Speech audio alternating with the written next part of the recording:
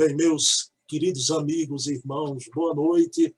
Estamos aqui em mais um sábado no nosso canal para mais uma entrevista. Como já é de praxe, temos sempre aqui, todo sábado, 20 horas, uma personalidade do movimento espírita. Semana passada, tivemos o querido Geraldo Campete, o vice-presidente da Federação Espírita Brasileira, e hoje, essa entrevista, para o meu coração, ela é muito especial, não é? Estou aqui com o querido amigo Rafael Van Herven Ludoff, de Niterói, Rio de Janeiro. Rafael é palestrante, escritor, palestrante, conferencista. É uma palavra que eu gosto mais, acho que Rafael também. Então, escritor, e Rafael é fundador e membro do Movimento pela Ética Animal Espírita. Então, será uma conversa aqui sobre espiritismo, vegetarianismo, os animais, a ética animal. Agora, no segundo momento, tem uma parte que o Rafael me concedeu a oportunidade, que é um diletantismo meu e dele.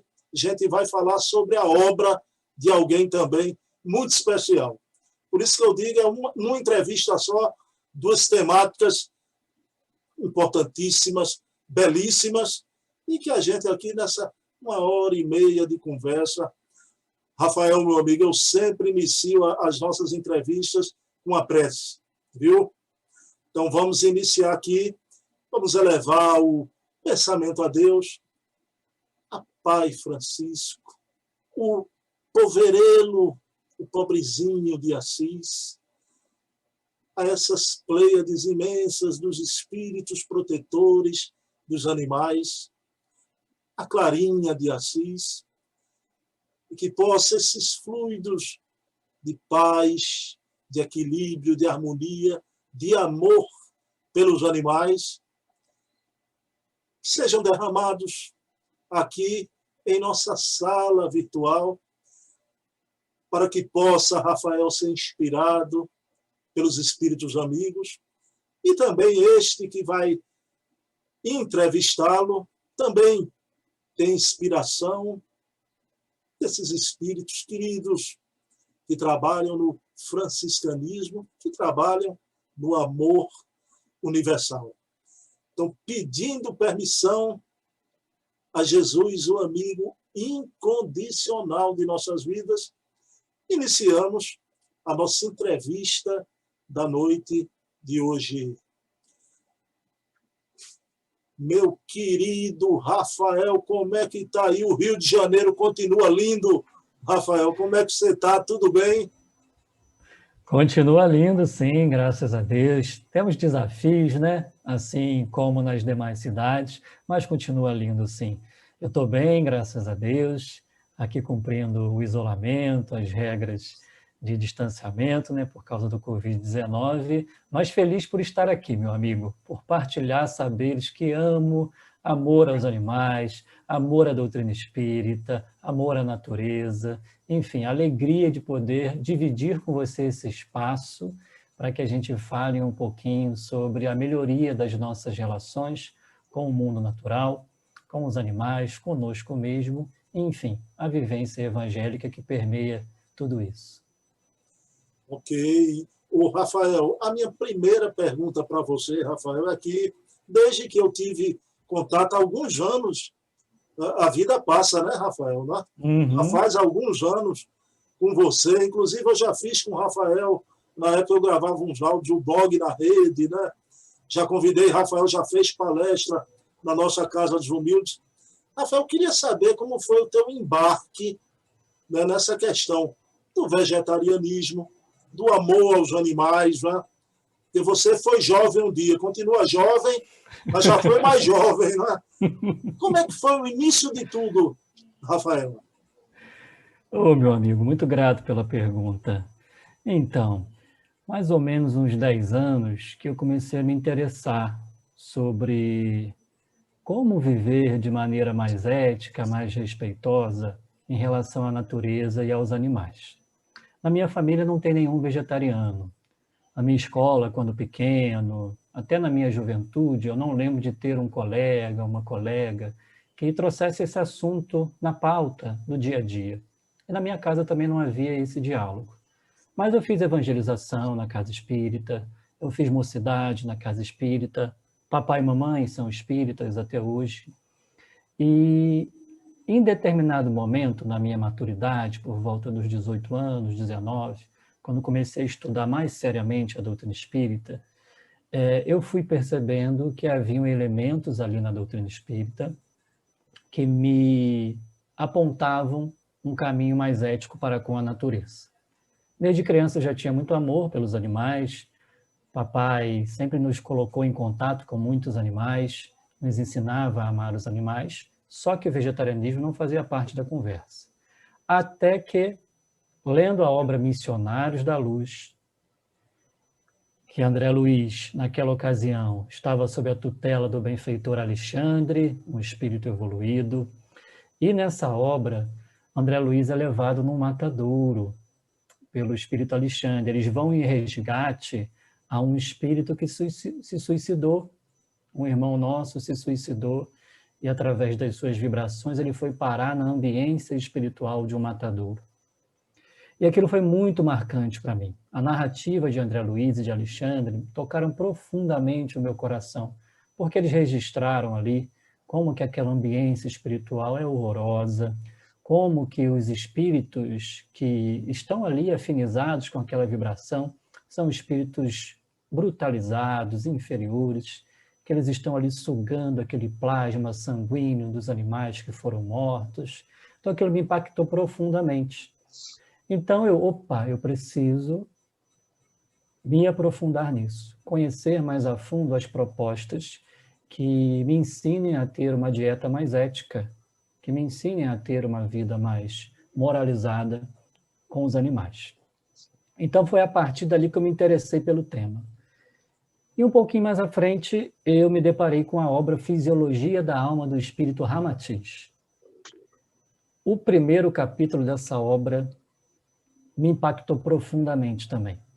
Então ali ele narra o sofrimento dos animais no abate, narra a vibração que é exalada dessa morte provocada aos animais, e aquilo então foi o estopim para que eu decidisse me tornar vegetariano e pouco tempo depois me tornei vegano.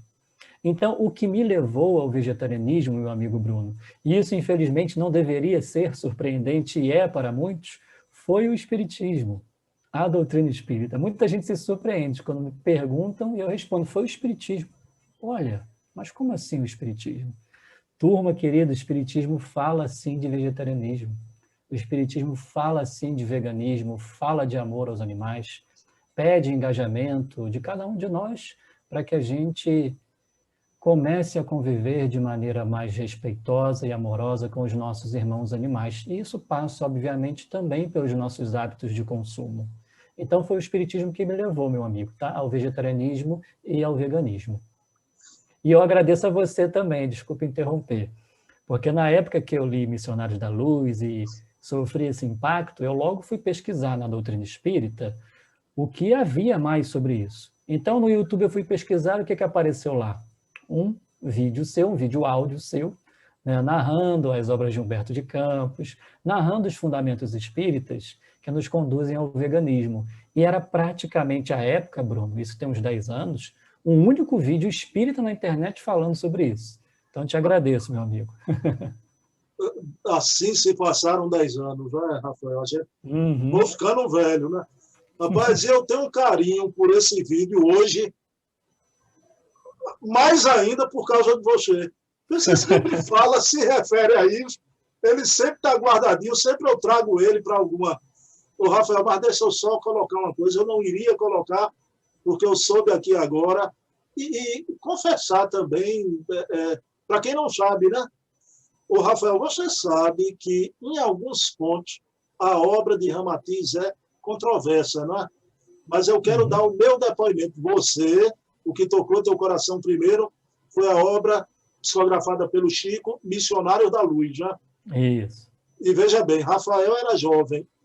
Bruno Tavares, um dia, tinha 18 anos, porque eu sou vegetariano desde muito jovem, viu, E eu tenho que confessar aqui, embora que hoje, homem velho, né, já com acúmulo de coisas, tem coisas em Ramatiz que eu não aceito. Agora, eu não posso negar que Fisiologia da Alma, quando eu li, tem uns 3 capítulos ali impressionantes, foi Fisiologia da Alma, sim, que fez com que minha alma se movimentasse para o vegetarianismo, né? Ah, que legal. Então, veja bem, então, muito cuidado quando a gente fica com a metralhadora cerrada, né? As obras antidoutrinárias. Rapaz, Deus usa, né, os caminhos, às vezes, que os outros acham. Estudar de tudo, né? Estudar de tudo, filtra o que convém. Os caminhos de Deus desaguam sempre no bem, né, Rafael? Agora, por favor, ouçam quem tem ouvidos de ouvir, não deturpem a nossa fala aqui, né? Rafael, querido, aí veio o MOVE, né? Claro que a questão do nome somente, né? Eu gostava muito daquela coisa, né? O Movimento Vegetariano Espírita, como nome fantasia, que é um nome com impacto forte, né? Veja bem. Mas mudou e teve que mudar, né? Para ter uma abrangência maior, claro. Então, hoje o MOVE é o Movimento pela Ética Animal Espírita. Aí eu queria perguntar a você essa mudança que se deu, o porquê, agora que você acrescente. O MOVE perdeu a especificidade, era espírita, era vegetariano e agora com a ética animal. Perdeu algum desses pilares, meu querido? Me fale dessa mudança do movimento vegetariano espírita para o movimento pela ética animal espírita. Já agradeço a pergunta, meu amigo. De forma alguma perdeu essa pegada, essa energia, né? Essa base importante que temos com o vegetarianismo. O que acontece? Nós fundamos o MOVE por volta lá de dezembro de 2017. O MOVE nasce do encontro de coração de amigos espíritas, todos com funções em suas casas espíritas, e nas redes sociais, nos grupos de WhatsApp, sobre animais e espiritismo, vegetarianismo e espiritismo, que participávamos pelo interesse comum, nós encontramos ali afinidade, fizemos uma amizade e decidimos então unir os nossos esforços e saberes, criando um grupo, um movimento, e portanto, inicialmente nós pensamos nesse nome, Movimento Vegetariano Espírita. Só que os nossos conteúdos, Bruno, foram sempre muito mais abrangentes do que só o vegetarianismo. A gente sempre falou de proteção animal, da essência espiritual dos animais, sobre ética animal, conteúdos muito mais abrangentes do que só a dieta, que por si só é muito importante e muito impactante. E eu também, na época que fundamos o MOVE, eu estava ali na metade do mestrado relacionado a meio ambiente. E eu fiz uma disciplina chamada Ética Animal, num programa de filosofia.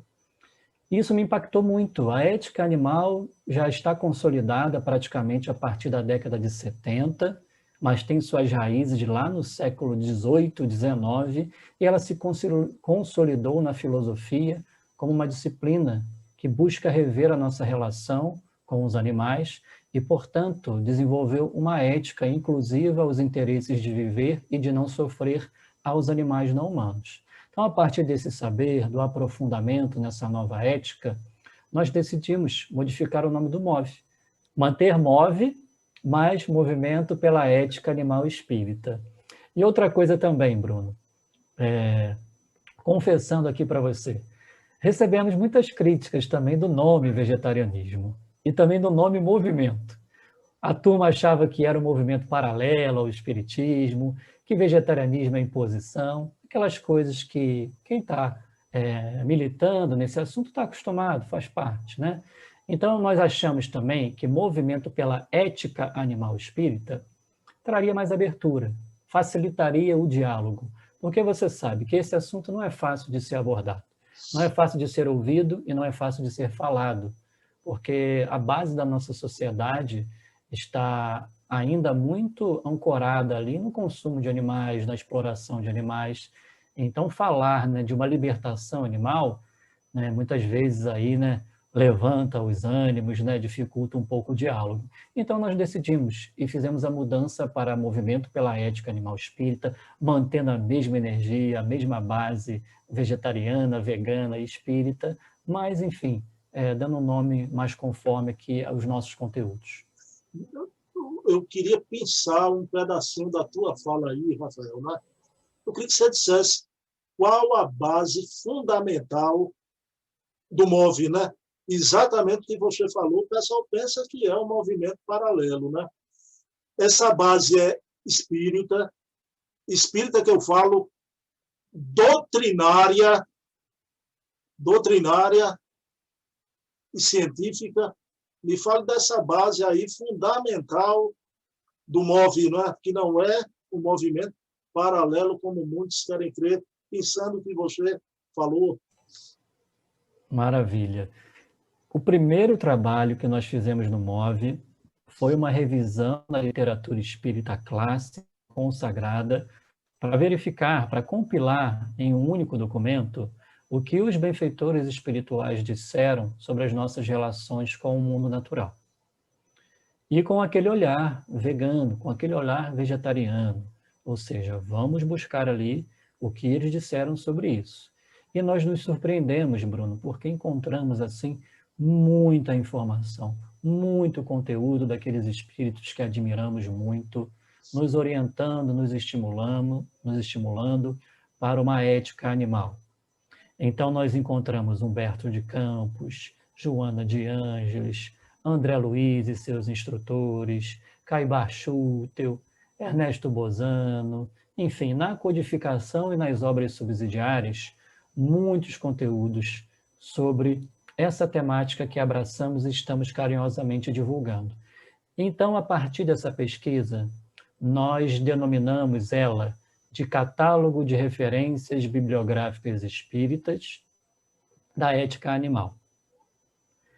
E esse documento ele já está com um pouco mais de 200 mensagens, trechos dos bons espíritos, em mais de 100 obras espíritas clássicas, versando sobre a urgência da melhora da nossa relação com os animais, com o mundo natural.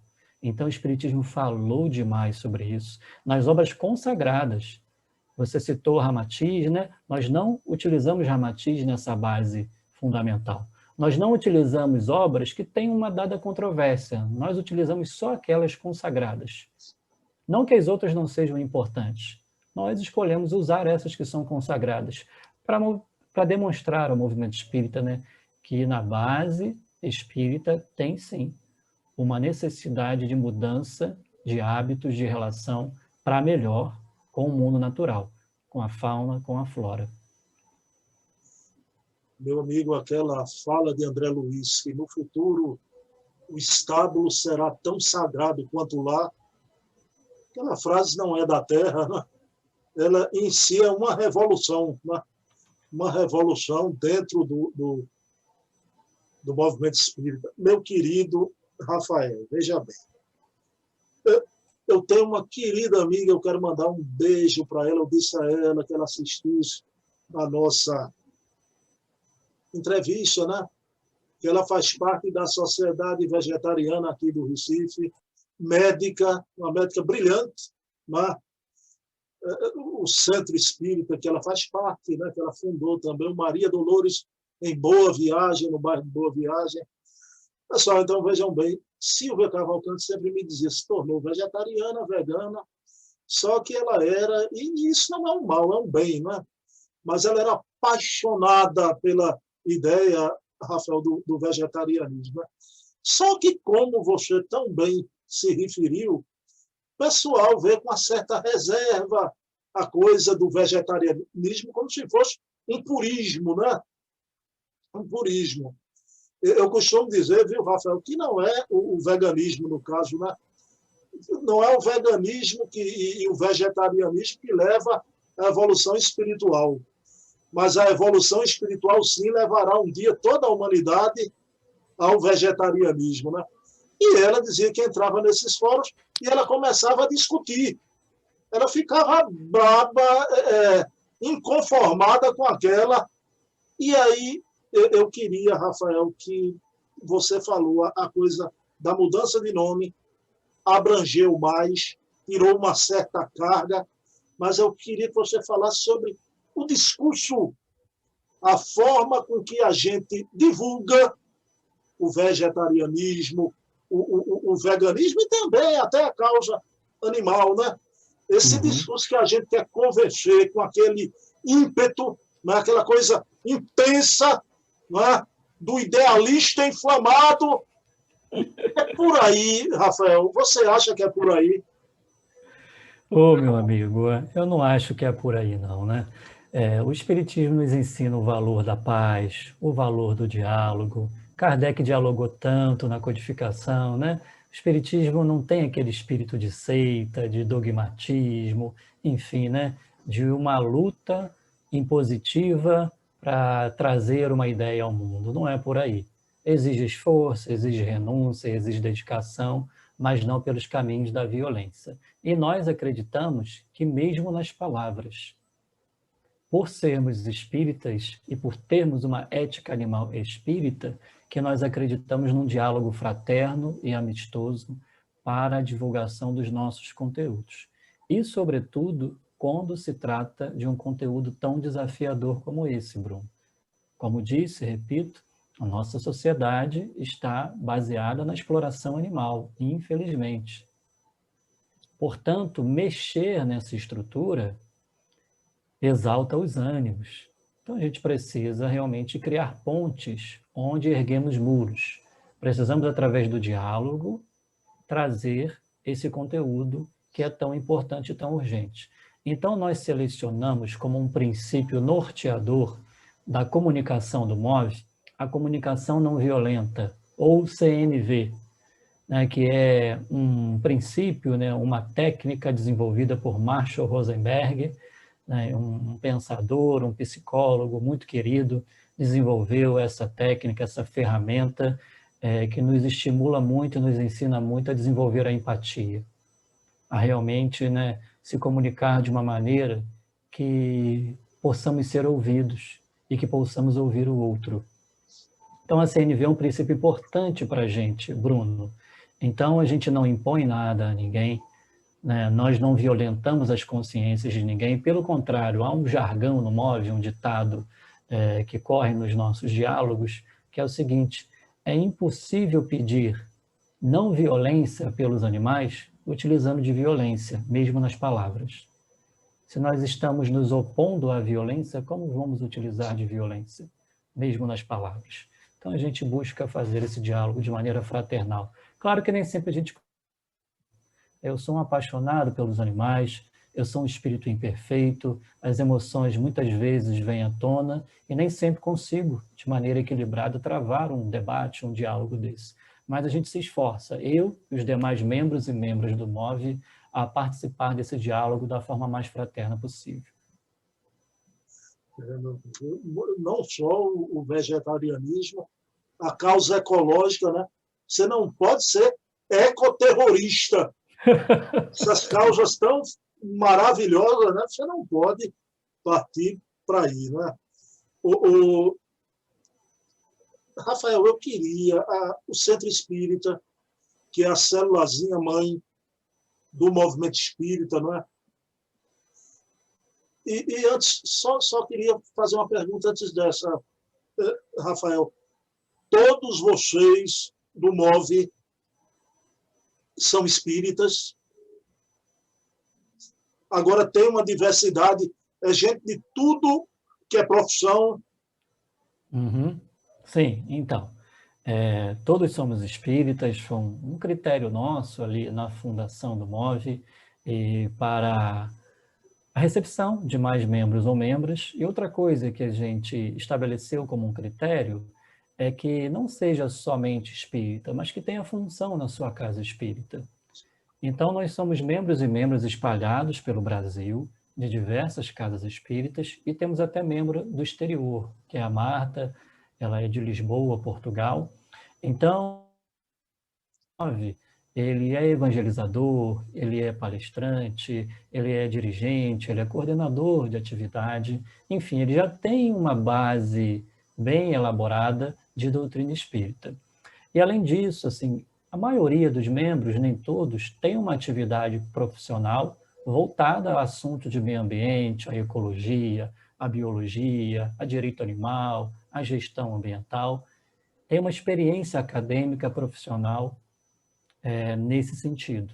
Então, é um grupo diversificado, é um grupo que amo participar, onde fiz irmãos, irmãs, enfim, reconheci, né, esses companheiros e companheiras de atividade espírita, e a gente, portanto, através dessa diversidade, busca levar essa conscientização para os nossos irmãos e irmãs de maneira mais fraterna possível.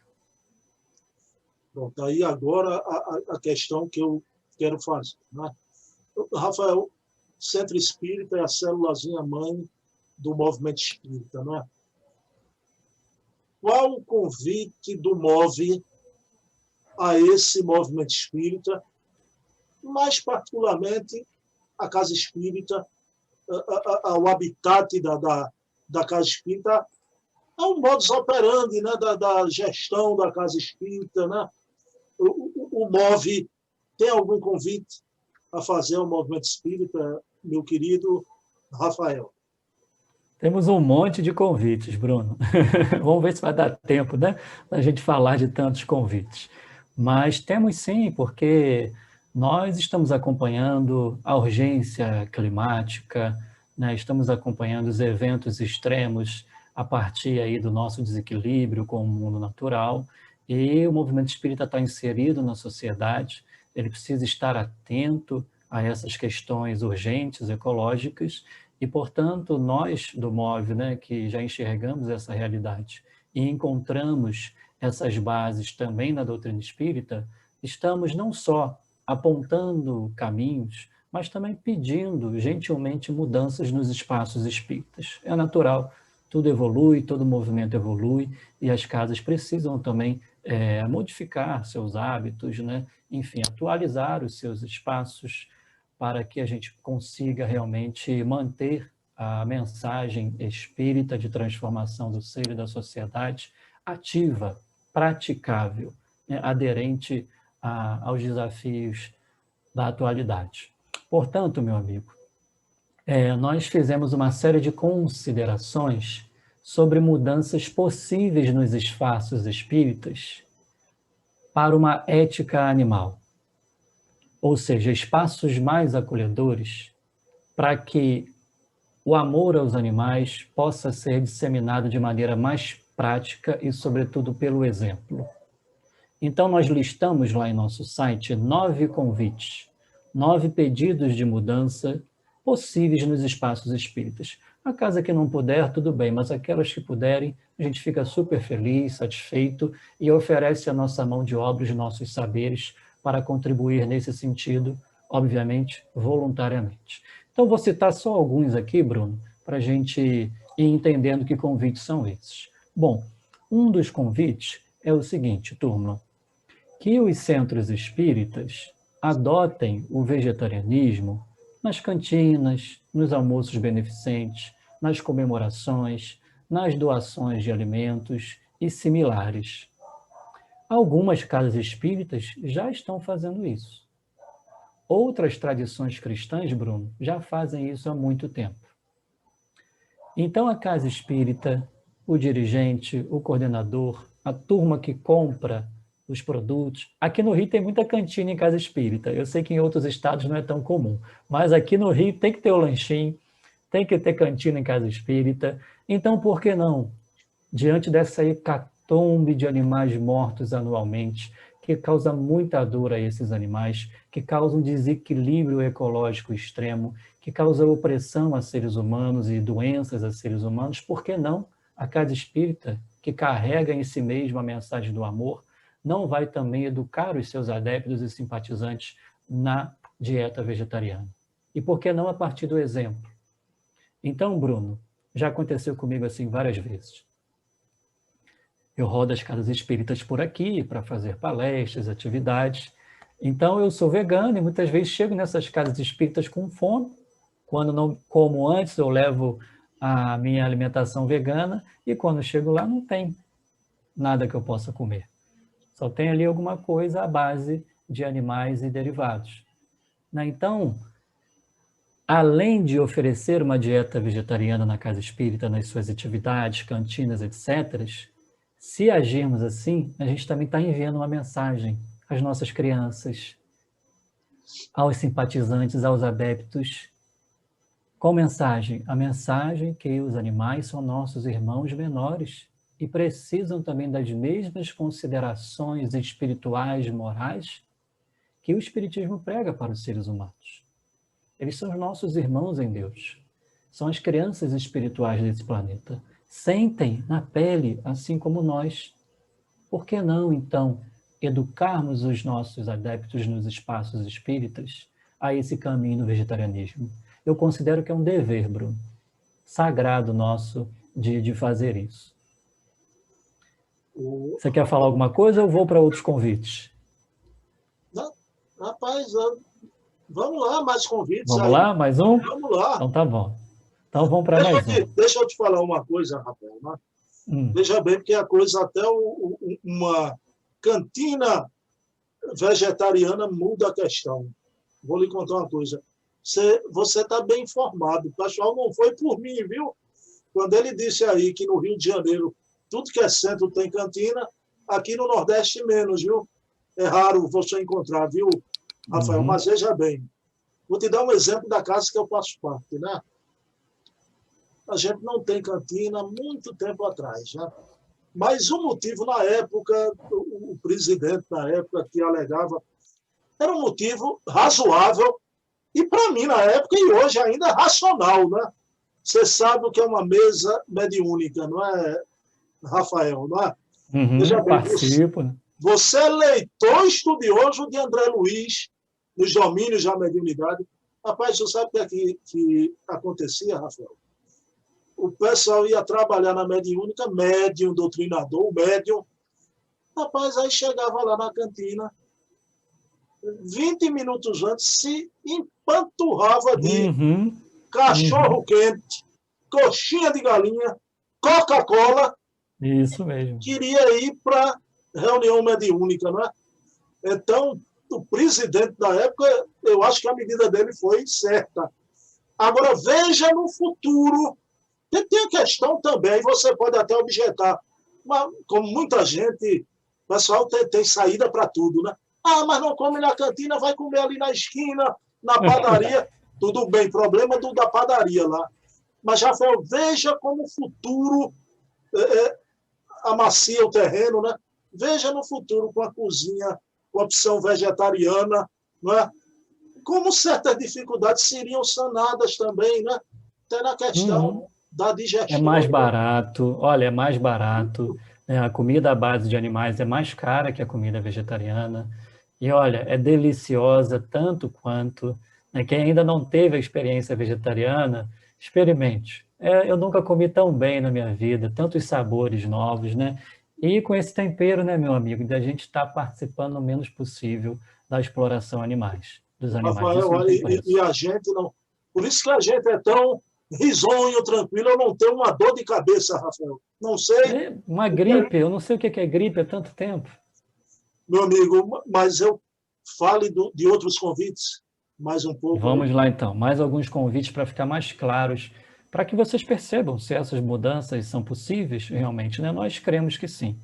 Então, uma outra ideia aqui, meu amigo, é o seguinte, que as federações espíritas disponibilizem cartilhas nutricionais de transição para o vegetarianismo e em favor da vida dos animais, que são também seres espirituais em evolução. E, além disso, aperfeiçoem ali os materiais doutrinários, caso eles não estejam adequados diante dessa ética animal espírita, dessa proposta que está espalhada pelo mundo inteiro de ética animal. Por que eu estou dizendo isso, Bruno? Eu tenho um diálogo muito bonito com outras tradições cristãs ou não, vegetarianas e veganas também. Diálogo com Hare Krishnas, diálogo com católicos, com adventistas e com a turma da academia, né, pesquisadores, né, que também publicam muito conteúdo, pesquisam muito conteúdo sobre ética animal, sobre direito animal, direito da natureza. E muitas dessas instituições têm cartilhas orientando seus adeptos para fazerem a transição para o veganismo, para o vegetarianismo. E por que que nós espíritas não temos? Entende? Então, eu acho muito importante, por exemplo, nós temos várias associações médico-espíritas. Por que que não os médicos não podiam fazer uma cartilha e disponibilizar em seus canais, nas suas redes sociais, ajudando os espíritas a conhecer essa temática e a fazer a sua transição de maneira segura? E eu tenho aqui uma novidade, Bruno. É uma novidade, a gente está muito feliz com isso. Nós enviamos uma proposta para a Federação Espírita Brasileira para pensarem numa cartilha nesse teor. E a proposta foi aceita muito bem e provavelmente, eu não posso garantir nada, provavelmente esse ano a gente vai ter uma cartilha dessa aí pela Federação Espírita Brasileira, né, ajudando aí os espíritas a fazerem ou a pensarem nessa transição. Então, a gente acha muito importante. Então, se tiver um coordenador, um dirigente, um escritor, alguém da AME, algum nutricionista, algum nutrólogo que esteja nos assistindo, pense nisso. Converse com sua casa espírita, chama lá o conselho doutrinário, busquem pessoas capacitadas e ajudem, né, as pessoas a construir esse mundo melhor para si mesmos, para os animais e para a natureza como um todo, da qual fazemos parte. Meu amigo, eu quero aqui dar o parabéns à FEB, né? A Federação Espírita Brasileira, pela acolhida. Né? Realmente está mais do que na hora. Né? Antigamente eu dizia, viu, Rafael, pelo menos em tese, esse tema precisa começar a ser discutido em casa espírita, em tese. Mas agora não é mais em tese. A gente chegou ao momento da prática, da ação, realmente, né? Rafael, minha última pergunta sobre essa primeira parte da nossa entrevista. Né? Eu me entrevistei a filósofa Sônia Teodoro, ela disse uma coisa muito bonita, né? Citando Platão, que sonhava um dia as nações serem governadas por sábios. Né? E eu sonho com a época que a gente bate no peito, porque democracia, democracia. Eu sonho pela cosmocracia um dia, né? Um governo das espécies, pelas espécies, para as espécies. Né? Isso aí é o ideal maior que um dia a gente chega lá. Exatamente. Mas antes de chegarmos a o que antevemos lá na frente, né, Rafael, existe a realidade. Existe o momento atual da pandemia. E eu fico pensando, e é uma pergunta da ignorância mesmo, Rafael, aqui e agora, né? A gente vê o sofrimento humano, esse momento difícil para toda a humanidade. Ô, Rafael, o que é esse momento de pandemia para os nossos irmãozinhos menores, os animais? Por favor, nos informe o que tem sido isso para eles e o que tem sido feito por esse pessoal bom, fraterno, que entende a fraternidade numa amplitude maior, abrangendo os nossos irmãozinhos. Né? O que é que está acontecendo nesse momento com eles, Rafael? Sim, meu amigo. Então, o momento pandêmico que estamos vivendo é um momento muito oportuno, apesar de todas as dores que tem trazido, para repensarmos a nossa relação com os animais e o mundo natural.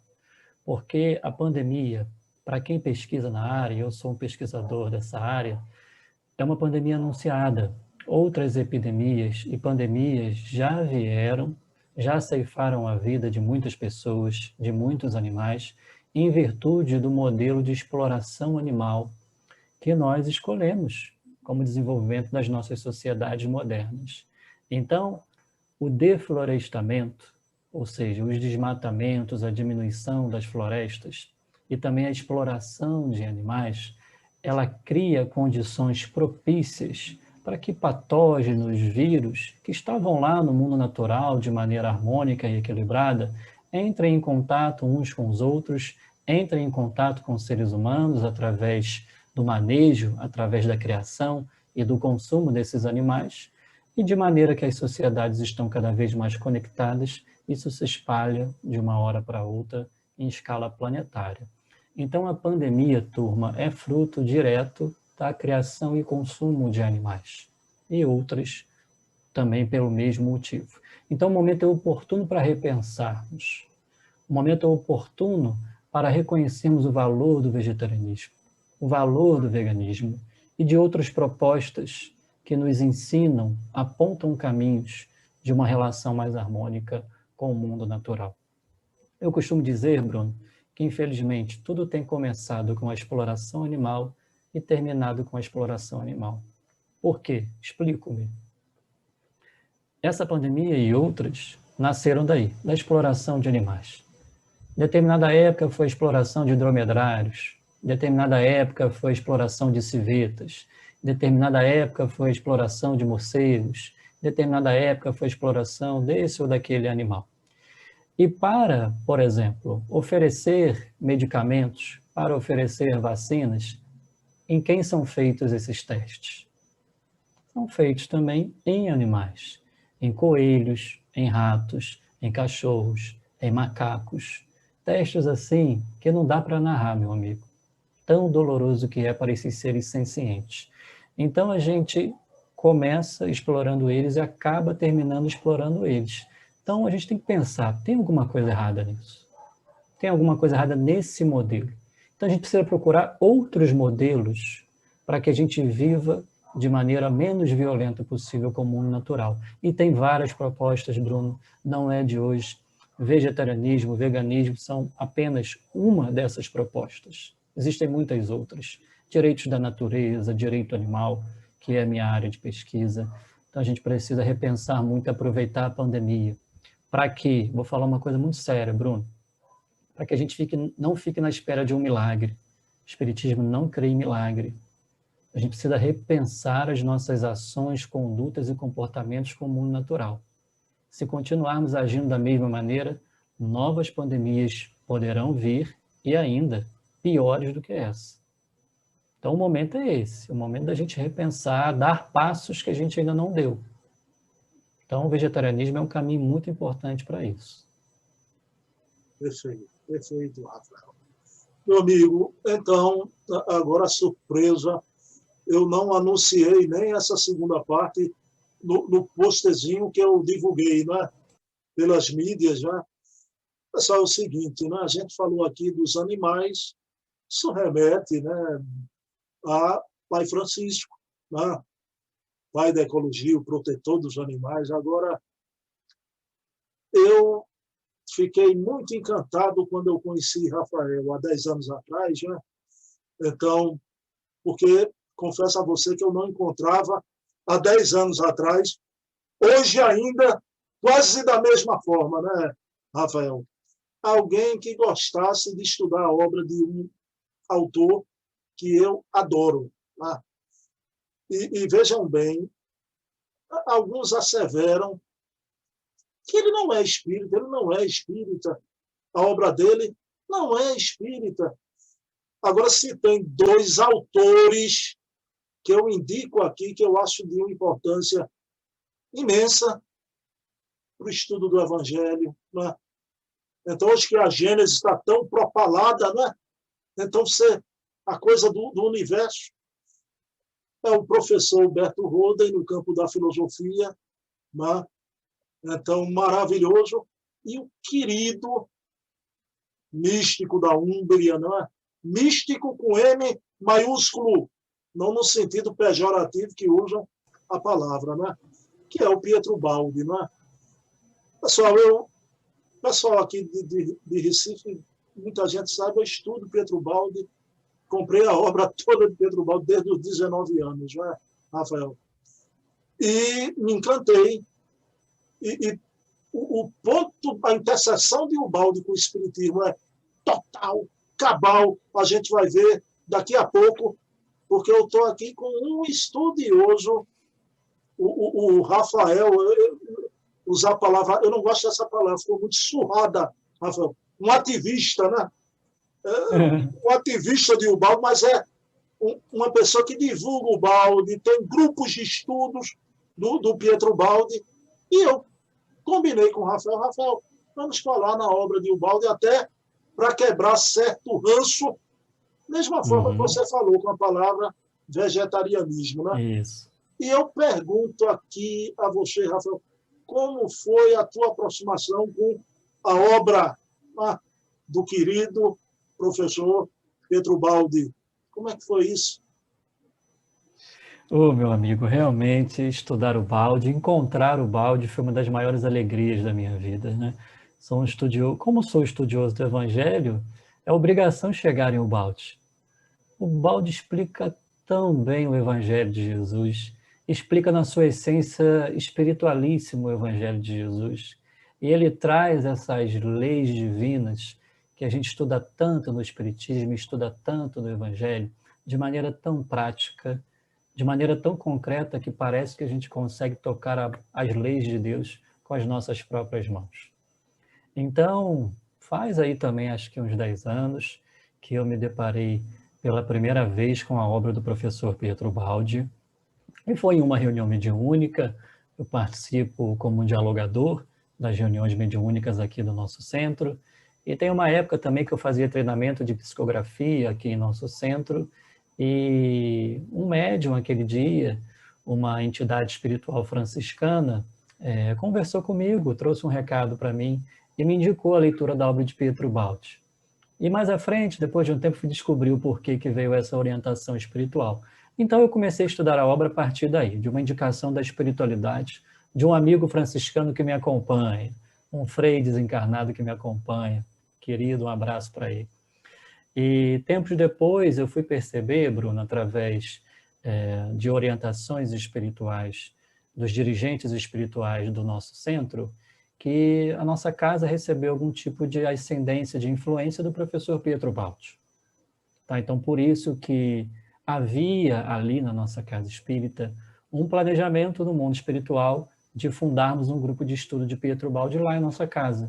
Então, nós fundamos lá atrás esse grupo de estudo.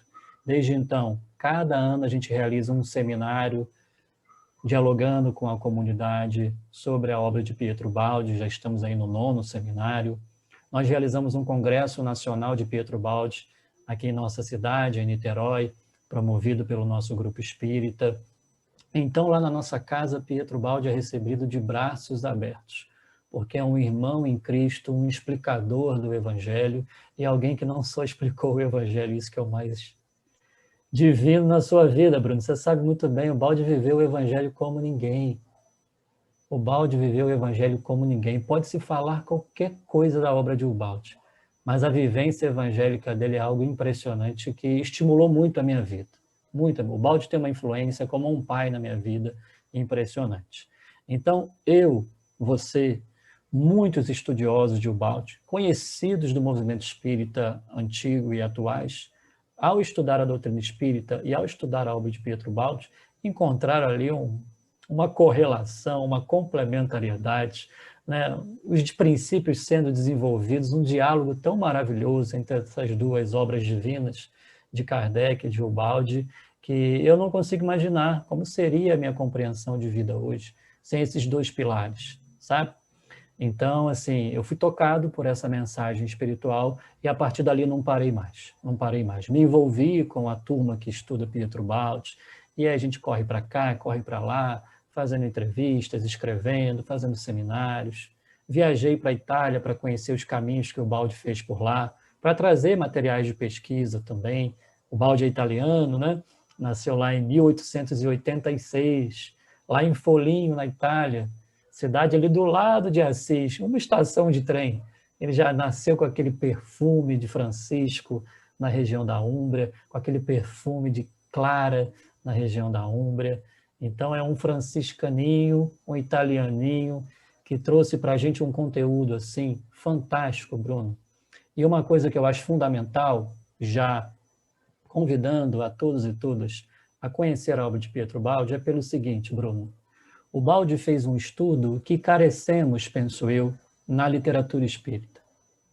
Um dos aspectos que carecemos é a origem e destinação do espírito. Detalhes sobre isso.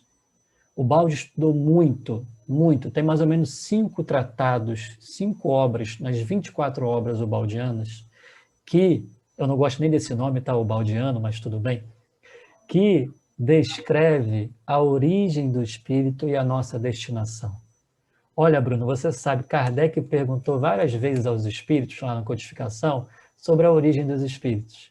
E os espíritos falaram que não era o momento apropriado ainda. Não é verdade?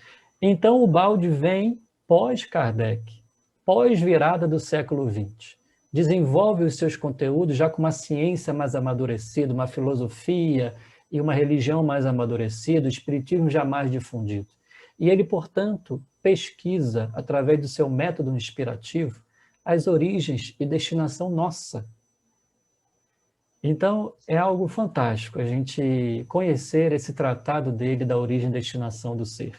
Então, quem é curioso sobre isso, eu sou muito curioso sobre isso. Eu acho de suma importância dar qualquer passo na minha vida, tendo o mínimo de saber sobre a nossa essência espiritual, sobre as nossas origens e a nossa destinação. E o balde tem muito a oferecer nesse campo. O Rafael, eu vou fazer uma linha do tempo aqui com você, tentar, não é? De forma cronológica, né? Rafael, uma coisa que quem não sabe, viu, pessoal? Quando o balde teve um rasgo, a palavra evolução, né? Ele usou até aquela expressão eureka, né? Do Visconde de Sabugosa, né? Mas o balde disse que é um devedor a Allan Kardec. Porque quando ele leu o Livro dos Espíritos, não é isso, Rafael? Isso mesmo. Ele teve realmente uma visão que ele não tinha antes e que o ajudou muito. Mas eu quero do comecinho. Foi ótimo que você disse, Rafael. Ele era daquela região da Úmbria, uma alma eminentemente franciscana, que você disse, pessoal, o balde recebeu aquela teoria toda das noures, né? As altas correntes de pensamento, só que ele provou cientificamente como? Através da vida dele. Isso. Ele pegou aqueles princípios do Evangelho e foi ver se funcionava. Experimentou. E funcionava, né, Rafael? Aí a pergunta que eu te faço, franciscano, o pessoal renunciou a um palácio, a uma vida principesca para ensinar inglês lá em Módica, né? Mas aí eu queria que você falasse, Rafael, com o teu cabedal maior que o meu. Rafael, eu posso dizer uma coisa a você? Não fique chateado, não. Eu vou usar essa palavra por falta de outra, tá? Por falta de outra. Eu tenho uma inveja danada de vocês, rapaz. Já. Sabe por quê, Rafael? Porque eu aqui em Recife, sozinho, não encontro ninguém que goste de Ubaldi. Nem você, minha amiga, minha parceira de estudo doutrinário, oradora espírita, estudiosa, Valéria Pessoa. Nem você, Valéria Pessoa, conseguir. Ela gosta. Ô, Valéria. Olha aí, vamos lá, Rafael. Tá vendo, Valéria? Maledetta. Vou usar a palavra italiana. Maledetta. Aí, veja bem, meu querido Rafael. Aí o balde, em Módica, lá nos confins da Sicília, né? Como se fosse sul da Itália, uma creche aqui do Nordeste. Então, mas ele lá numa torrezinha, Tanuta Santo Antônio, começa a receber em verões já sucessivos a grande síntese. Eu queria que você... Porque, pessoal, essa é a obra-prima do balde. Claro, e o Rafael tira de letra isso. Fale um pouquinho sobre a importância dessa obra, Rafael, a grande síntese. Ô, meu amigo, falo sim. Bom, o balde escreveu 24 obras, como eu já disse, e a primeira obra mais conhecida e que rodou o mundo e que tem um valor espiritual científico fantástico foi a Grande Síntese. E para que o balde iniciasse essa sua obra missionária, para que realmente essa sua mediunidade inspirativa, para que essa captação noúrica se desenvolvesse, ele precisou realmente fazer essas renúncias franciscanas, evangélicas, para que então ele pudesse ser capaz de recepcionar, de canalizar, de psicografar essas obras. E a primeira de todas, que é a base fundamental de sua obra, como se fosse um tronco e as demais obras fossem os ramos ali desenvolvendo os conteúdos, é a Grande Síntese. A Grande Síntese explica a existência de Deus e a existência do Espírito através da ciência moderna. Traz ali reflexões científicas, filosóficas, demonstrando que há um imponderável, que há uma lei sobre-humana, além, que explica aqui as nossas relações e dá um significado mais profundo a elas.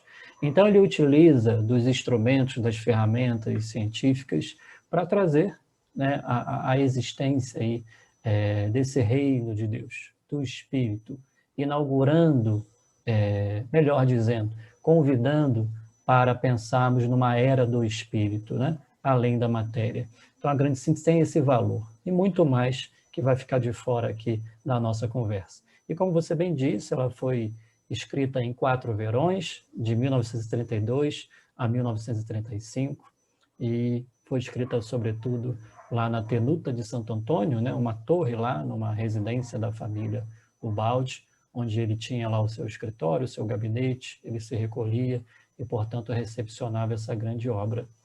Mas, meu amigo, como disse, Ubaldi precisou fazer algumas renúncias para ter essa disposição de recepcionar essas obras. E uma renúncia que ele fez foi essa voto de pobreza, foi a renúncia franciscana. É um assunto muito importante, a gente precisa conversar um pouquinho. E Ubaldi nasceu na riqueza. Ubaldi foi um herdeiro de muitas propriedades, de muitas fazendas. Quando jovem, então, escolheram uma esposa para ele, então trouxe também um dote que multiplicou mais as suas riquezas. E como o Bruno bem disse, ele é um espírito franciscano. Muitos pesquisadores e espíritos disseram que ele foi Frei Leão, ou seja, o grande amigo secretário de Francisco de Assis lá no século XIII. Então já é uma alma que já teve uma experiência linda com Francisco de Assis. Então nessa vida um franciscano nasce na riqueza, né? Olha só como que isso soou, né, diferente para o professor Pietro Ubaldi. Então ele fez o voto de pobreza, Bruno. Ele renunciou a todos esses bens hereditários que recebeu, porque entendia que não são frutos do seu próprio trabalho, e que para assumir uma vida espiritual, e portanto a missão para que ele veio, ele precisava viver com o necessário, o mínimo possível, para que pudesse garantir a sua subsistência e, portanto, se dedicar com mais afinco a uma obra espiritual. E ele fez isso até o fim da vida dele, desde que fez a renúncia franciscana. Rafael, você falando a grande síntese que o Emmanuel diz que é o evangelho da ciência, né? Eu esqueci de dizer, excelente. O evangelho da ciência, meu Deus. Mas vê bem, Rafael, olha, e ele tem uma coisa comum com você, viu, meu amigo, viu? Que Rafael é advogado, né? Advogado no campo do direito animal e dos direitos da natureza, viu? Exato. Rafael está totalmente, né, a vivência dele profissional, idealista, tudo, né? Ele foi fazer direito, né, Rafael? E o primeiro contatozinho dele com o Brasil foi uma tese, não é, Rafael? Uma tese que ele fez, né, da migração transatlântica. Na época que ele se formou na Universidade de Roma, em Direito, tinha que apresentar a tese final, né, de doutoramento. Então, foi uma tese que falou sobre o Brasil. Já havia no coração dele, né, algum sentimento, alguma sementinha plantada na missão dele, que ele teria algo com o Brasil. Então, foi isso mesmo. A tese dele era sobre a transição, expansão colonial, né, da Itália para o Brasil. Mas eu queria te perguntar, Rafael, porque ele vai vir para o Brasil primeira vez em 1951, né? Pessoal, olha, eu e o Rafael, a gente está colocando aqui, eu perguntando, Rafael respondendo, olha, Kardec, o Livro dos Espíritos, Emmanuel elogio a obra Grande Síntese. Quem recebe Pietro Ubaldi aqui foi um dos seus biógrafos, né? O grande, querido Clóvis Tavares, o pai do Santos Dumont, que Santos Dumont reencarnou na família dele, né? E ele veio de visita e ficou encantado com esse país, né? Mas eu queria te perguntar um pouquinho antes disso, né? Ele vai viver em São Vicente, Célula Máter, até o nome do edifício dele é Nova Era, não é, Rafael? Parece uma conjunção que é uma coisa a vida de Ubaldi. Mas, Rafael, eu queria que, através de vocês, vai ter um crédito muito grande, né? Rafael, e ele estava naquela dúvida se ia, se não vinha para o Brasil e tudo, e aconteceu um fenômeno que ele, com o cachorrinho dele, foi passear na estradinha de Colle Humberto, né? Rafael, querido, o que é que aconteceu naquela estradinha de Colle Humberto, meu amigo? Você relembrou muito bem essa frase de Emmanuel, eu acho muito importante a gente ressaltar isso. Emmanuel chamou a grande síntese, através de Chico Xavier, uma mensagem linda, extensa, sobre o evangelho da ciência. Eu acho essa frase assim um chamamento, né, para que a gente dê o valor que essa obra merece. E Emmanuel ainda, junto de outros que comentaram a grande síntese, por exemplo, Guilhom Ribeiro, Ernesto Bozano, Monteiro Lobato, Carlos Torres Pastorino, Clóvis Tavares, muitos Você pensadores. podia citar alguma coisa da fala desses grandes estudiosos sobre a obra Grande Síntese? Algum pedacinho? Sim, claro.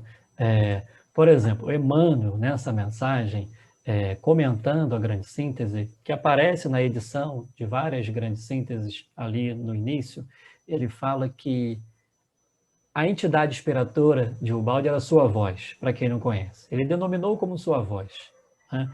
Então, Emmanuel fala que aqui fala sua voz, divina e doce, austera e compassiva.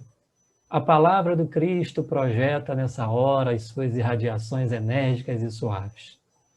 Guilhom Ribeiro, Clóvis Tavares, Ernesto Bozano, quando perguntados sobre a origem, sobre quem é a sua voz, essa entidade inspiradora, muitos companheiros, Bruno, importantes para o movimento espírita, para o pensamento espiritual, apontaram que se tratava aí da irradiação do pensamento do divino amigo Jesus.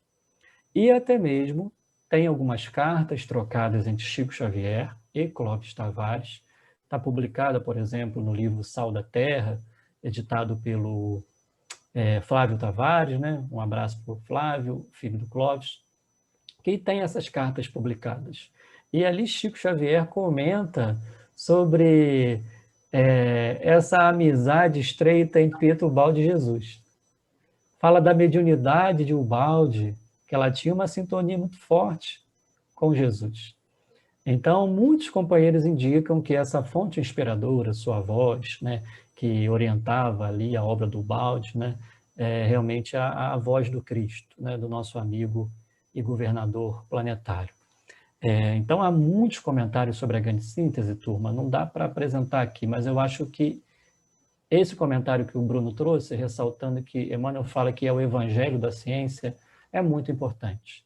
Então, ele pede que a gente se curve e estude essa obra de fonte aí, né, das mais altas possíveis. Bom, meu amigo, sobre... você me perguntou sobre o voto de pobreza, não foi isso? Estradinha, o que é que aconteceu em Colle Humberto?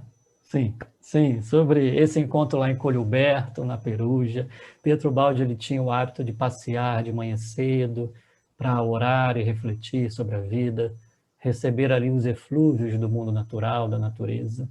E quando o Baldi, herdeiro de muitas riquezas, administrador de muitas fazendas e sem aptidão para isso, decidiu firmemente que não queria mais vivenciar esse tipo de vida, a família não entendeu, os amigos não entenderam, a sociedade não entendeu. Ou seja, como é que alguém muito rico vai renunciar a tantas riquezas em nome do Evangelho? Algo absurdo para muitos, né? Quando o Baldi faz isso, ele precisava receber alguma confirmação do alto no coração dele. E, portanto, o Baldi sai de manhã cedo, na sua caminhada habitual, e vai passear nessa estradinha de Colle Humberto. Junto dele havia apenas uma testemunha desse fenômeno maravilhoso que a gente vai narrar aqui. Era um cachorrinho, Bruno. Um cachorrinho que saía para passear com ele. Isso está narrado, tá, turma, no livro Um Destino Seguindo Cristo. Uma das últimas obras de Ubaldi, ele já muito experiente, já com mais de 70 anos. Então, Ubaldi narra que nesse dia que ele foi escorraçado, que ele tomou essa decisão naquela madrugada, que ele foi incompreendido e que ele precisava de uma confirmação, ele sai a orar e ele começa a sentir uma vibração diferente. Eu estou traduzindo aqui com as minhas palavras, tá? Então, até que ele começa a perceber que algumas formas transcendentes começam a sintonizar-se ali com a vibração dele. E ele vai percebendo que havia ali um diálogo sem voz, sem palavras articuladas, um diálogo vibratório, até que então ele percebe que de um lado havia a figura de Cristo e do outro a figura de São Francisco caminhando junto dele. Ele disse que o fenômeno durou em torno de 20 minutos e que, apesar de não haver diálogo, a mensagem estava profundamente dada no mais íntimo do espírito dele, que essas grandes entidades espirituais estavam do lado dele e que a decisão que ele tomou era de super importância para que a missão dele, as obras dele, se desenvolvessem ao longo das décadas, como aconteceu. Então foi um encontro desse espírito com Cristo e com Francisco de Assis, num momento muito desafiador da vida dele.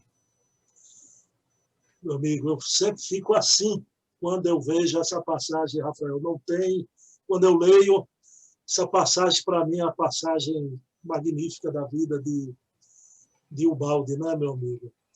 Mas, Rafael, vamos ao compromisso, ao que acertamos, já. Rafael, hoje você, eu tenho certeza, você é bem informado, o movimento espírita está crescendo em superfície, mas muitas vezes perdendo em profundidade, né? Então, questões aí vêm à tona, né? Chico é Kardec ou não é Kardec, né? As adulterações de obras e não sei o quê. E veja bem, o Pietro Baldi, apesar disso, pessoal, já bastava. A gente podia encerrar essa entrevista aqui. Kardec, Emmanuel. Rapaz, Monteiro Lobato, Rafael, disse... Monteiro Lobato disse que sonhava encontrar o livro da sua vida, como se fosse uma casa. E quando leu a Grande Síntese, ele disse: estou a vagar no alto mar deste livro, tonto, deslumbrado, assombrado. Né? Então, mas veja bem, apesar disso tudo, Canuto de Abreu, Carlos Torres Pastorino, Canuto de Abreu, né? Então, como você falou, Bolzano, e ainda gente da ciência, Isabel Emerson, né? Então, Enrico Fermi, Prêmio Nobel de Física da época, Enrico Fermi. Nossa, ele adorava a obra de Ubaldi. Pessoal, Rafael, confirme e você vai confirmar. O Ubaldi mandou a Grande Síntese, sabe para quem? Sabe quem elogiou a obra Grande Síntese? Albert Einstein. Disse que para o cérebro dele, cansado do racionalismo, essa obra fez muito bem a ele, né? Continue na sua estrada, nos seus raciocínios. Mas veja bem, aí vem o episódio lá com a CEPA, né? Confederação Espírita Pan-Americana, né? E veja bem, eu queria te perguntar, eu acho isso importante, eu acho bom a gente destrinchar, porque o pessoal vai muito depois, pode ir para a internet, aí vai. O Pietro Baldi, isso mesmo que você colocou aí, que Kardec perguntava lá atrás, tem gente que diz que Pietro Baldi foi tomado, vejam bem, uma renúncia dessa franciscana, foi tomado pelo orgulho, pela vaidade, e quis apresentar algo dizendo que no Espiritismo faltava, não é? Então, algo que ele trazia para acrescentar a obra de Kardec, e muita gente ficou, até quem deixou o Baldi de lado, né? O Baldi disse que realmente, quando ele veio aqui, o mundo católico, quando ele começou a falar da reencarnação, começou a detestá-lo, né? Aí ele disse que aqueles amigos que no primeiro momento receberam tão bem, quando ele falou algo que o pessoal não compreendeu, aí da mesma forma, eu disse, eu não entendo, né? Eu não entendo. Meu amigo, e você, inclusive, eu vou deixar a descrição do site, viu, do MOVE, vou deixar essa palestra aqui na descrição, o Rafael tem uma exposição muito boa sobre isso, mas fale um pouco, Rafael, como foi essa desinteligência, que foi a maior, dizem, né, de Ubaldi com o movimento espírita. Ótimo, Bruno. Grato pela oportunidade. Se existe uma coisa que me entristece aí nessa questão, é que esse episódio, ele afasta as pessoas de estudarem a obra de Pietro Baldi. E isso eu acho gravíssimo. Uma coisa é a gente discordar, é a gente debater sobre esse ou aquele ponto. Outra coisa é nós divulgarmos episódios mal entendidos, desinteligências, de tal maneira que desestimulem as pessoas de conhecer um tratado desse, como é a obra do professor Pietro Baldi. Então, vamos lá, o que aconteceu? O Baldi foi trazido para o Brasil pelo movimento espírita, que se entusiasmou com a mensagem de Pietro Baldi, a mensagem que circulou o mundo, e Pietro Baldi atendeu a esse chamado, agradeceu muito a Kardec, ao movimento espírita, mas quando ele chegou aqui no Brasil, se mudou para cá em 1951, e ele foi desenvolvendo as suas obras, os seus princípios, e ele traz conceitos, né, que não estão desenvolvidos na obra espírita em alguns pontos. Então, muitas pessoas reagiram a isso como se o Baldi não fosse espírita, ou como se o Baldi tivesse que ser espírita. Enfim, o lema de Ubaldi sempre foi, isso é importante, Bruno, universalidade e imparcialidade. O Baldi, ele não iria ser espírita, ele não iria ser católico, ele não iria ser protestante, ele não se filiaria a nenhum tipo de grupo, porque a mensagem dele, o método dele, a abordagem dele era universal e imparcial. Então ele não queria se envolver nessas lutas pela verdade. Ele queria oferecer a pesquisa dele para todos que quisessem conhecê-la. Portanto, lá em 1963, houve um convite para que o Baldi participasse do 6º CEPA. É uma confraternização espírita pan-americana, e lá na Argentina, em Buenos Aires, ia acontecer essa reunião para debates de assuntos espíritas. E o Baldi, muito conhecido, foi convidado, então, para participar por algumas pessoas que presidiam esse encontro. E o Baldi já estava muito idoso, ele não pôde ir presencialmente, porque ele já estava muito idoso, estava muito ocupado com a escritura de suas obras. Então, ele envia uma tese, um documento, respondendo aos pontos que foram enviados para ele, que seriam debatidos nesse evento. Então, o Baldi, à maneira de um livre pensador, escreve uma tese fantástica, e nessa tese ele aponta o futuro das religiões. Então, ele critica, por exemplo, os grupos que estão muito dogmáticos, que estão muito encastelados nos seus princípios e fazendo disso uma luta de esgrima com outras religiões, com outras filosofias. Então, ele aponta o caminho da unidade e ele oferece gentilmente, Bruno, a sua pesquisa de mais de 40 anos, mais de 8.000 páginas, ao movimento espírita para conhecer. Não dizendo que ele é melhor que o espiritismo, que sua obra é melhor que o espiritismo. Quem está acostumado com pesquisa, que é o meu caso, não se trata disso. Você fez uma pesquisa e você está oferecendo para quem interessar. Então ele oferece. Só que, Bruno, o que acontece? Essa tese de Ubaldi foi recepcionada por alguns espíritas, por alguns, não pela maioria, não por todos, como uma afronta. E isso foi lá na Argentina. E aqui no Brasil, quem trouxe esse assunto para cá, publicou de uma forma como se o Baldi tivesse realmente ofendido o movimento espírita, quisesse superar o espiritismo, dizendo que o espiritismo estava atrasado, e não era isso. E, portanto, isso se tornou quase que uma verdade aqui no Brasil, que o Baldi queria superar o espiritismo, então o movimento espírita tem que rechaçar, não tem que estudar a obra de Pietro Baldi. Eu fiz uma pesquisa documental sobre isso, junto com meu amigo Thales Argolo, lá do Portal Pensar.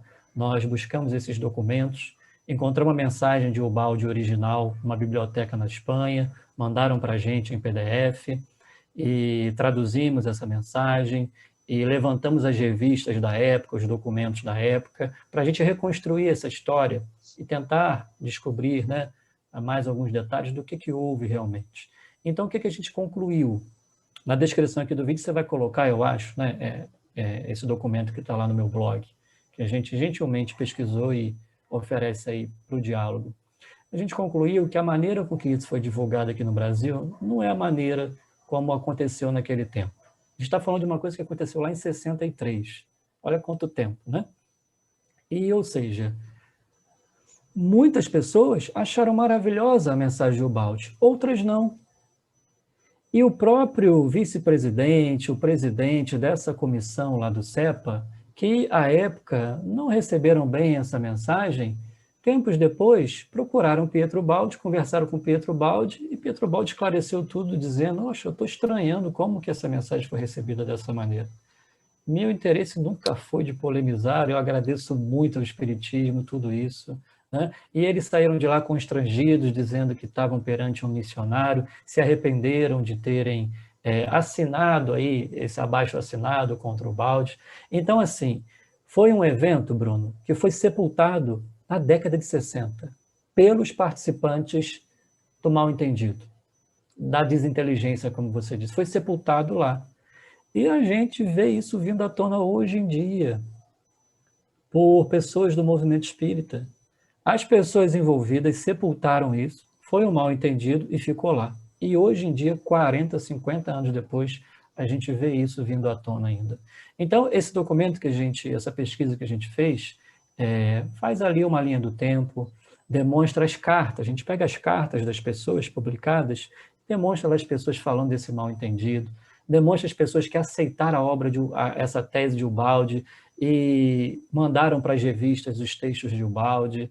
Enfim, a questão é, não utilizemos isso como algo que nos afaste da obra de Pietro Baldi. Como a gente perde em espiritualidade, em conhecimento da origem e destinação do ser, como a gente perde em conhecimento do Evangelho, quando a gente deixa a obra de Ubaldi ali, sabe, num lugar que não tem espaço nas casas espíritas. A gente perde muito, é o meu modo de entender, né, a partir dessas pesquisas. Eu acho que não faz sentido a gente ficar levantando essa bola hoje em dia ainda, né? Eu digo assim, Bruno, para finalizar minha fala, sem tomar muito tempo, eu digo assim, bom, tem 24 obras de Ubaldi aqui na minha mesa, as 24. E tem essa carta que teve um mal-entendido. Aí uma pessoa chega aqui e me pergunta: Rafael, você pode me oferecer alguma coisa sobre Pietro Baldi? Eu gostaria de conhecer. O que você ofereceria, Bruno? Se eu ofereceria uma das 24 obras, você pegaria esse mal-entendido e ofereceria.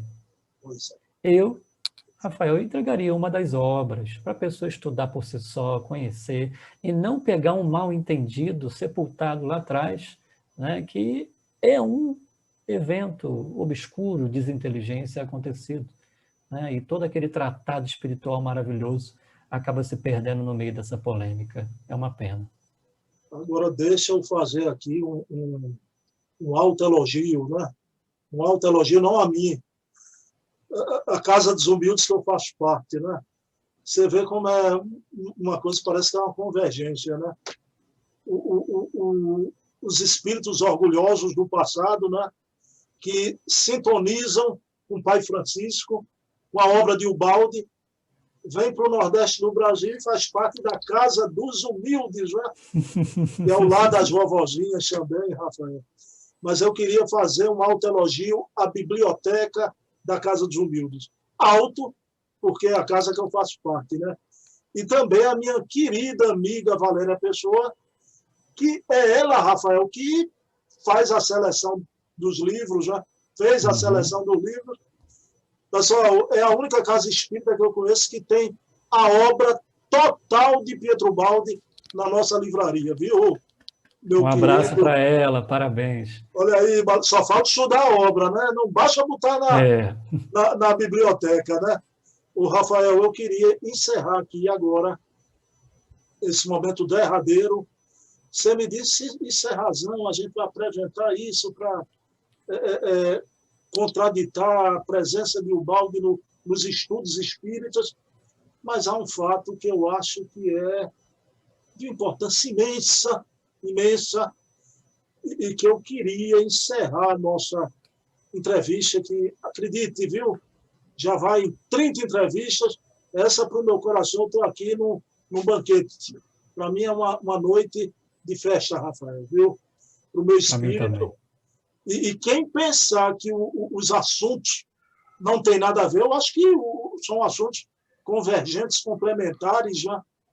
Rafael, eu queria que você narrasse o encontro do querido Pietro Baldi com essa grande antena da espiritualidade superior, o Chico Xavier, né? Na presença de Clóvis Tavares, na presença do Rômulo Joviano, daquela turma toda de Minas, né? E eu queria que você, aqueles detalhes principais, não esqueça, pelo amor de Deus. Vamos fechar a reunião. Como foi esse encontro? Muita gente não sabe do Ubaldi com o Chico, lá em Pedro Leopoldo, meu querido Rafael. Esse encontro foi um dos maiores presentes que a gente já recebeu da espiritualidade maior. Eu sempre me emociono também, Bruno, quando eu relato esse encontro. O Ubaldi, então, foi trazido aqui para o Brasil por um grupo de espíritas. Clóvis Tavares e muitos outros criaram uma comissão provinda de Pietro Ubaldi para o Brasil. E ele veio para o Brasil para fazer uma série de conferências, de visitas, para divulgar a sua obra. E ele ficou aqui de 22 de julho até dezembro de 1951. Ele fez, Bruno, nessa época, ele estava com 65 anos, mais de 80 conferências em torno de 40 cidades. Ficou 100 dias por aqui, né? E só em 52 que ele se mudou definitivamente para o Brasil. E nesse roteiro de viagens de Ubaldi, entre várias cidades, estava, obviamente, um encontro com Chico Xavier em Pedro Leopoldo. E foi designado lá a casa do Dr. Rômulo Joviano, na Fazenda Modelo. Então, esse encontro aconteceu em 18 de agosto de 1951. 18 de agosto é o aniversário do professor Pietro Ubaldi. Então, foi ali, 17 e 18 de agosto, eles estiveram juntos. Essas duas almas tão queridas, Pietro Ubaldi e Chico Xavier. E nesse encontro, meu amigo, duas mensagens maravilhosas foram recepcionadas por essas duas grandes almas, Chico Xavier e Pietro Ubaldi. Sentaram à mesa 12 pessoas. O número é sugestivo, né? Numa ponta da mesa sentou Pietro Ubaldi, na outra ponta da mesa sentou Chico Xavier. E fazem a oração, e, portanto, os dois ali começam a receber grandes mensagens do alto, e após Chico Xavier começou a relatar algumas presenças espirituais ali presentes. Bom, Pietro Ubaldi recebe uma mensagem de sua voz, entidade inspiradora da sua obra, e essa mensagem exalta a missão de Ubaldi aqui no Brasil. Uma mensagem linda, demonstrando ali proteção, estimulando esse grande missionário. E do outro lado da mesa, qual foi a mensagem recebida por Pietro Ubaldi? Está lá, ó, aquele amigo lá no fundo lá do vídeo do Bruno Tavares.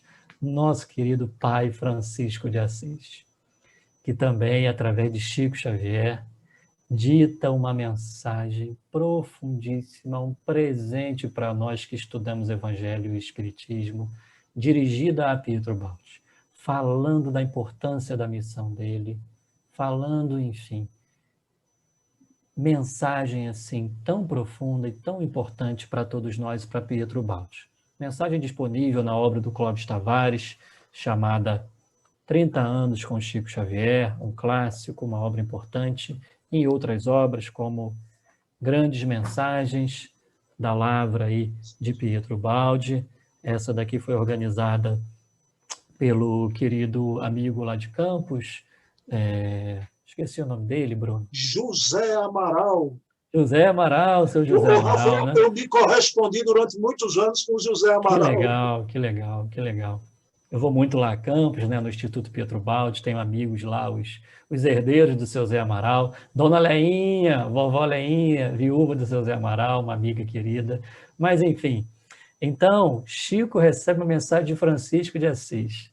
Turma, o que mais a gente precisa para ir correndo atrás da obra de Ubaldi? Eu fico pensando nisso, Bruno. Eu acho que Chico só recebeu essa mensagem assim de Francisco de Assis. E uma coisa que eu digo, Bruno, recebeu essa mensagem na Fazenda Modelo, naquele lugar que Chico psicografou Paulo Estevão, naquele lugar ali que continha a presença de espíritos superiores que orientavam Chico Xavier, protegiam Chico Xavier. E ali, Francisco de Assis dita uma mensagem ao Ubaldi. E ali nessa mensagem, eu vou ler um trecho para vocês, só um trechinho para deixar um gostinho, Bruno. Ali essa mensagem de Francisco de Assis diz assim para Ubaldi: quando o silêncio se fizer mais pesado ao redor de teus passos, aguça os ouvidos e escuta. A voz dele, veja só, ressoará de novo na acústica de tua alma. E as grandes palavras que os séculos não apagaram voltarão mais nítidas ao círculo de tua esperança. Falando ali da ascendência espiritual de Cristo e de Francisco na vida de Pietro Baldi. Então, uma mensagem linda. E além disso, Bruno, Chico Xavier começou a relatar, após ler essa mensagem, as presenças espirituais ali nessa confraternização, nesse banquete espiritual. E estavam presentes a mãe desencarnada de Pietro Baldi, o filho Franco Ubaldi desencarnou na Segunda Guerra Mundial em 1942, desencarnou muito jovem, estava lá. Uma irmã de Ubaldi que desencarnou muito novinha. E a mãe dele, Chico diz assim, ela está dizendo que para Cristo você é um apóstolo, mas para mim você é mio garofanino, meu pequeno cravo. E Chico relatou, Bruno, que ele viu Ubaldi antes de viajar para o Brasil, lá no túmulo de São Francisco de Assis orando. E o Baldi confirma, sim, antes de viajar eu fui lá, orei no túmulo de Francisco, né? Enfim. E Chico narra também o seguinte, que uma entidade espiritual, não foi dado o nome, pede a doutor Rômulo Joviano, o anfitrião daquela reunião, que vá ali na estante e pegue a obra Parnaso de Além Túmulo. Imagina a expectativa de Clóvis Tavares de todo mundo, né? E pede que abra o prefácio.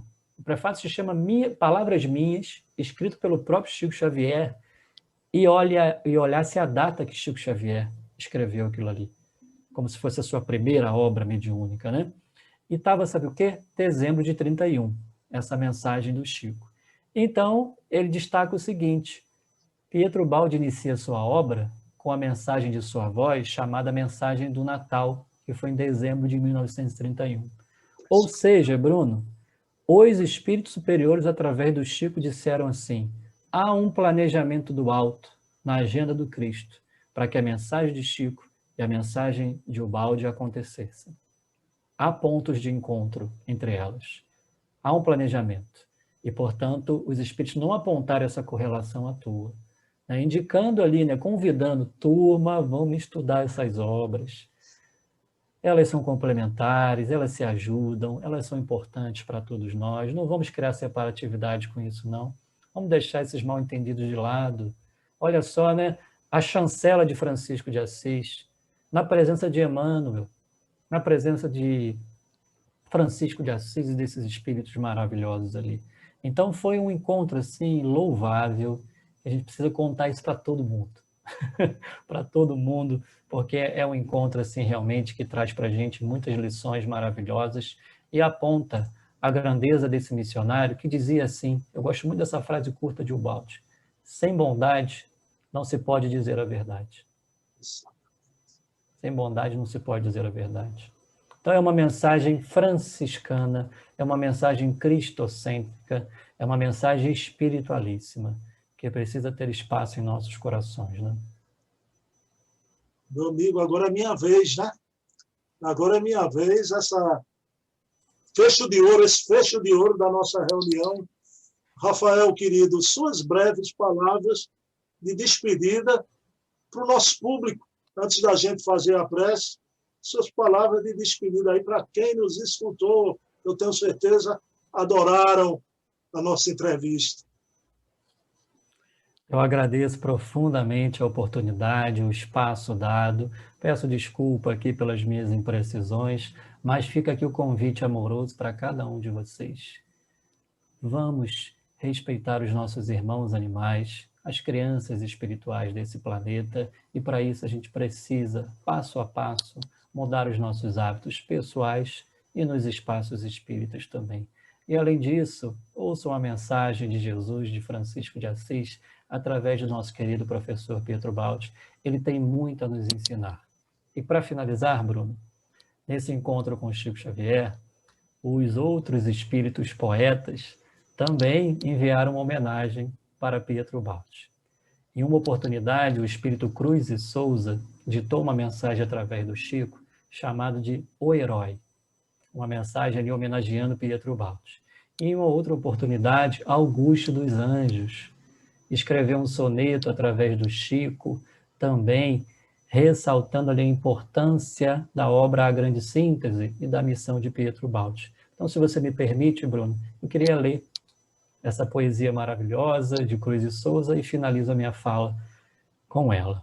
Bom, a mensagem de Cruz e Souza, chamado O Herói, diz assim: afrontando o aguilhão torvo e escarninho, de sarcasmos e anseios tentadores, ei-lo que passa sob as grandes dores, na grade estreita do terrestre ninho, relegado às agruras do caminho, segue ao peso de estranhos amargores, acendendo celestes resplendores, atormentado, exânime, sozinho. Anjo em grilhões de carne, errante e aflito, traz consigo os luzeiros do infinito, por mais que a sombra acuse, gema e brade, e servindo no escuro sorvedouro, abre ao mundo infeliz as portas de ouro para o banquete da imortalidade. Que lindo. Tudo e o balde é lindo, né, Rafael? Até a mensagem que os imortais trazem para homenageá-lo, né? Eu me lembrei de Emmanuel, né? O professor Pietro Baldi interpreta o pensamento das altas esferas espirituais de onde ele provém. Emmanuel, né? Rafael, só que não é suas últimas palavras, viu? Que é praxe aqui no nosso canal, na nossa entrevista, o convidado faz a prece final, viu? Ótimo. Então vamos orar. Ok. Vamos orar.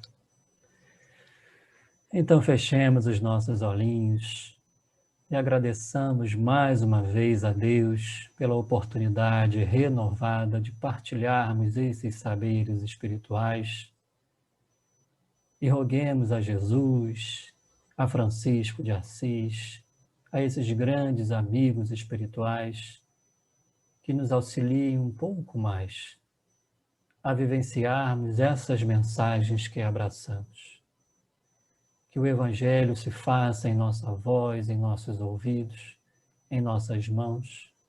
Que as mensagens espirituais trazidas através de Chico Xavier, de Allan Kardec, de Pietro Baldi, desses grandes missionários de Jesus, sejam recepcionadas de maneira amorosa, aberta em nossos corações, em nossos espaços, e que possamos, então, a partir dessa misericórdia divina, fortalecer a nossa fé, o nosso ânimo, a nossa vontade, fortalecer os nossos laços de amor, pois somos uma verdadeira família espiritual, e estendê-la a todos os nossos irmãos animais, a todas as nossas florestas, aos nossos rios e montanhas, às aves, aos seres humanos e a toda a natureza que fazemos parte. Gratidão sempre, Jesus, por todas as coisas, e que assim seja, graças a Deus.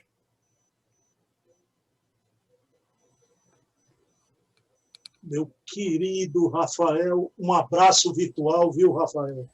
Para você. Pessoal, a gente no início amou a criação. É a camisa do MOVE. Oh, quero uma camisa dessa. Vou dar meu endereço. Vou te enviar. Pelo zap. O Rafael, no início, conversávamos, eu e Rafael. Rafael é descendente de holandês, aí ele diz Rafael Van Herven Ludolf, que o Van Herven lá na Holanda é como o Silva aqui no Brasil, né? Agora, não sei se você sabia, se não sabia, vai ficar sabendo. A gente, para reencarnar aqui, primeiro veio um príncipe, Maurício de Nassau, cuidar da nossa terra aqui, a Veneza brasileira. Por isso que Recife é uma terra maurícia, né? Então, numa noite de tantas coincidências, você vê a importância de dois holandeses na minha vida, né? o príncipe Maurício de Nassau e meu amigo Rafael Van Herven Rudolph, querido. Foi uma satisfação de verdade, viu? Você sabe disso. Agradeço. Para mim também. Você sabe É recíproco. Muita paz. Até a próxima. Vai haver uma próxima, viu? Vai sim. Paz e bem. Sigamos. Beijo na alma, Rafael.